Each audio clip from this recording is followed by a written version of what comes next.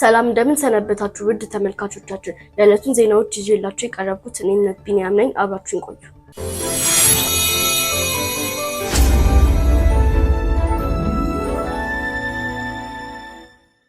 የመጀመሪያው ሩብ ዓመት የማጠቃለያ ፈተና በሁሉም ግቢዎች በተሳካ ሁኔታ የተካሄደ ሲሆን ለቅድመ መደበኛ ተማሪዎች ረቡዕ ህዳር 17 ቀን 2018 ዓ.ም ፈተናቸውን መጨረሳቸውና ከአንደኛ ደረጃ እስከ ሁለተኛ ደረጃ ያሉት ተማሪዎች ህዳር 18 ቀን ማጠናቀቃቸው ተገልጿል። ምርጥ ነበር። እንዴት ነበር? ምን ነው አላላችሁ? ፈተናው ነበር? አሪፍ ነበር? የመንገድ ደህንነት ክበብ አባላት በወረዳው የሚገኙ የትራፊክ ፖሊሶችን በመጋበዝ ስልጠና ለተማሪዎች እንዲሰጥ ማድረግ መቻሉ ለክበቡ አስተባባሪ ተናግረዋል።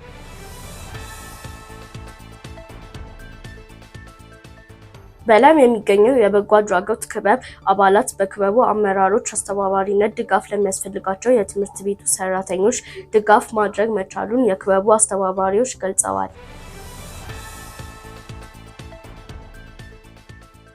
ቅድመ መደበኛ መምህራን ክሬቲቭ ቲቸርስ በሚል ርዕስ ለ3 ቀን ለቆየ ስልጠና ተዘጋጅቶ መሰጠቱን እና ስልጠናው ተግባራዊ ስልጠና በመሆኑ ውጤት ያመጣልናል ሲሉ የቅድመ መደበኛ ርዕሰ መምህር ገልጸዋል።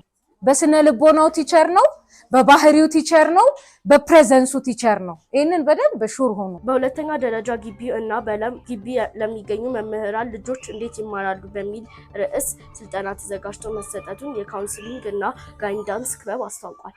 የልጆችን የመማሪያ መንገድ እንድንለይ ነው። በዛውም የእናንተን ትለዩታላችሁ።